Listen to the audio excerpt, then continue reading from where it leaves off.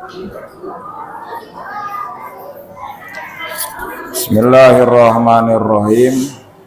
Assalamualaikum warahmatullahi wabarakatuh.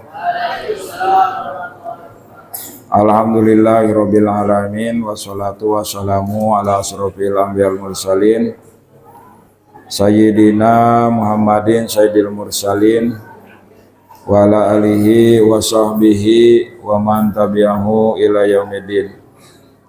Asyhadu an la ilaha illallah wahdahu la syarikalah wa asyhadu anna sayyidana Muhammadan abduhu wa rasuluhu la nabiyya ba'dah.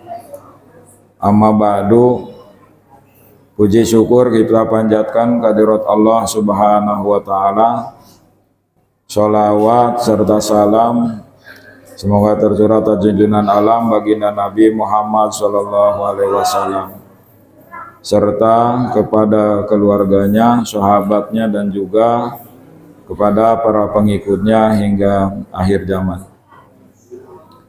Santriwan santriwati dan jamaah atau pendengar kurma rahimakumullah.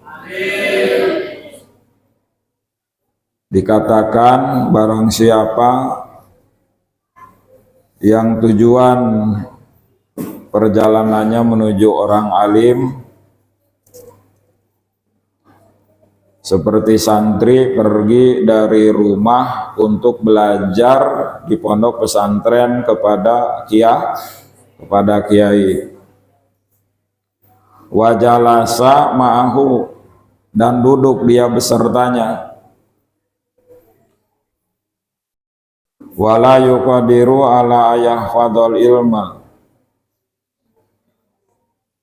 tidak diperkirakan tentang urusan dia mendapatkan ilmu bersama alim tersebut.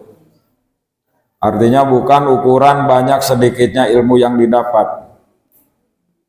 Sing penting datang kepada orang alim, duduk bersama orang alim, ya niat belajar.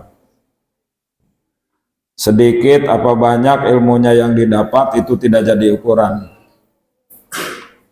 Falahu sab'u karomatin, maka dia akan diberikan 7 kemuliaan. Yang pertama, yanalu fadlal muta'allimin, dia akan meraih keutamaan orang-orang yang belajar. Yang kedua, mada majalisan indahu kana mahbusan anidunubi wal khotoya, selama dia duduk bersama alim seperti santri, selama diam di pesantren, yang pertama tertekan daripada melakukan berbagai dosa, tertahan daripada melakukan berbagai kesalahan.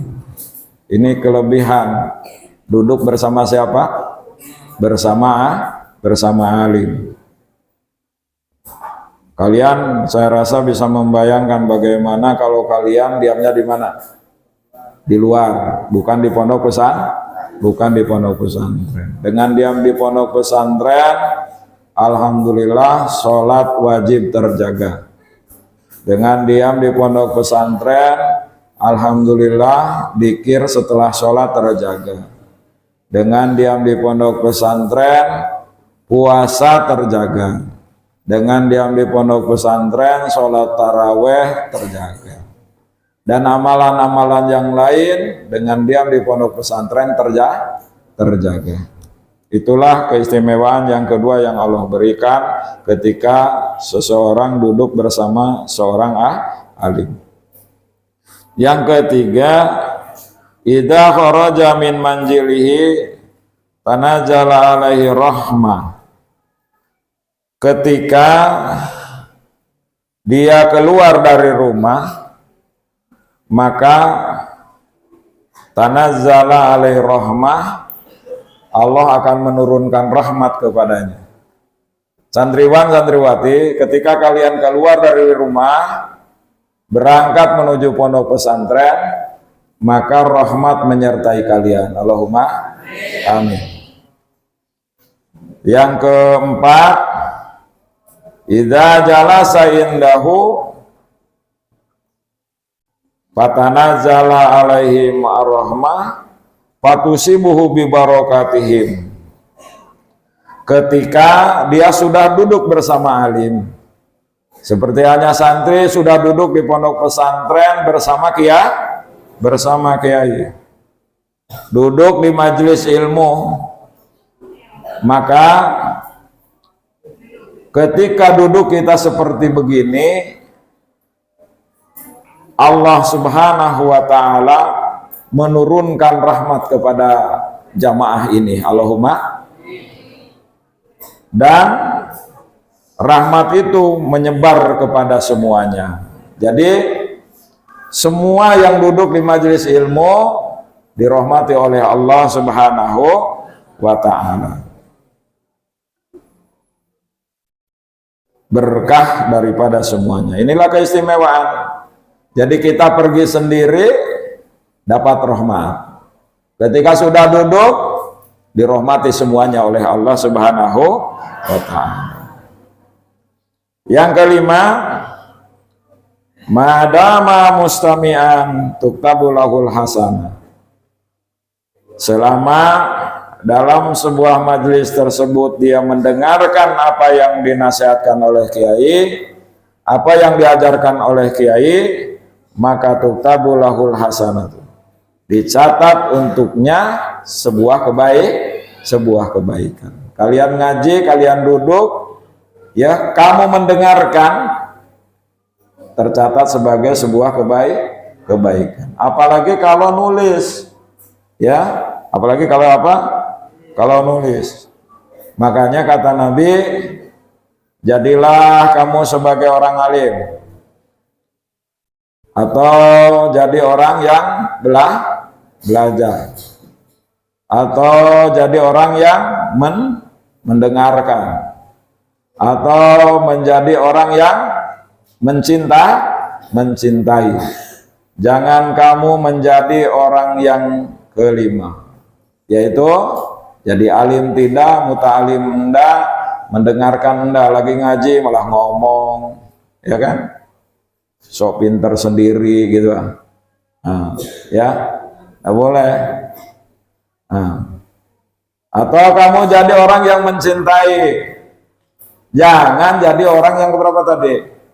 Jadi yang kelima. Jadi alim tidak, ya kan? Jadi muta'alim tidak. Jadi mustami tidak. Jadi muhib, ya. Jadi muhibun juga tidak. Itu yang kelima.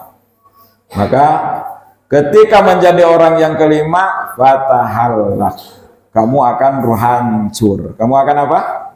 Ya, akan hancur. Ya, ketika kamu memilih golongan yang berapa? Kelima. Golongan yang kelima itu tadi apa? Tidak menjadi alim, tidak menjadi muta'alim, tidak menjadi mustami, tidak menjadi muhibbin. Maka akan tergolong orang yang celaka. Nauzubillahi min dzalik. Kemudian yang ke-6, tahifu alaihil malaikatu biajnahatiha ridhan wa huwa fihim. Malaikat Allah Subhanahu wa taala membeberkan sayapnya, ya, ridhan wa huwa fihim, karena ridha dan para malaikat ada di golongan mereka, ya. Jadi para malaikat karena ridhonya, yang pertama dia beberkan malaikatnya menaungi mereka yang sedang belajar, yang kedua mereka ada di sekeliling mereka yang sedang belajar. Allahumma amin. Makanya itu keistimewaan duduk bersama orang alim, kemudian kita menjadi muta'alim, ya. Maka di dilindungi atau dinaungi oleh malaikat-malaikat Allah Subhanahu wa taala, dan para malaikat pun hadir mempersamai kita semua. Kemudian yang ketujuh, kullu qadamin yarfa'uhu wa yadauhu yakunu kafaratan lidzunub wa raf'an lidarajati lahu wa ziyadatan fil hasanati. Setiap langkah yang digerakkan atau yang diletakkan itu akan menjadi penghapus segala dosa. Jadi kamu melangkah dari rumah, datang ke sini, diam di asrama, melangkah dari asrama menuju kepada majelis ilmu, maka setiap kamu mengangkat kaki dan meletakkannya, itu akan menghapus apa? Menghapus dosa-dosa. Ya. Dan Allah akan mengangkat derajat itu setiap langkahnya itu akan mengangkat derajat dan menambah dalam berbagai kebaikan. Santriwan, santriwati, maka jangan pernah kita punya cita-cita untuk berhenti keluar dari golongan orang yang dimuliakan oleh Allah Subhanahu wa taala. Jangan ada pikiran kamu ingin berhenti menjadi apa? Menjadi santri. Sampai kapanpun ya harus tertanam di dada kalian untuk tetap menjadi santri. Saya sudah duduk bersama kalian, tetapi saya adalah santri daripada guru Abah. Ya, sampai kapanpun. Ya, Abah sebagai santri daripada guru Abah. Santri Pondok Pesantren Miftahul Huda. Ya. Nah, kenapa kita tidak boleh memutuskan sebagai santri? Karena kalau doa kita ada dikabulkan, guru kita dikabulkan, insya Allah kita akan terbawa atas kabul doanya. Kalau kita tidak dimuliakan oleh Allah Subhanahu wa taala, tetapi karena kita menempelkan diri terus kepada guru kita, maka insya Allah akan terbawa mulianya. Ya, nah, jangan pernah satu kali lagi untuk berhenti jadi santri. Maka untuk itu hubungan antara santri dengan guru, hubungan antara santri dengan pondok pesantren harus selalu terus dijaga sampai kapanpun, jangan pernah berhenti. Maka salah satu bagaimana menyambungkan murid dengan guru, ya ingat terus guru. Ya, kalau yang sudah wafat, salahkah kita mengingat atau menghaulinya? Tidak. Justru bagaimana kita untuk menyambungkan kepada guru dengan menghaulinya. Minimal, ya minimal. Ya kalau bisa setiap waktu kita mendoakan siapa? Mendoakan guru. Tapi kalau tidak bisa, ya minimal setahun sekali, ya ketika di hari wafatnya adakan apanya? Adakan haulnya, ya kan? Nah, adakan haulnya supaya antara kita dengan guru selalu tersambung. Wallahu a'lam bishawab. Subhanaka Allahumma wa bihamdika nasyhadu alla ilaha illa anta nastaghfiruka wa natubu ilaik. Wassalamualaikum warahmatullahi wabarakatuh.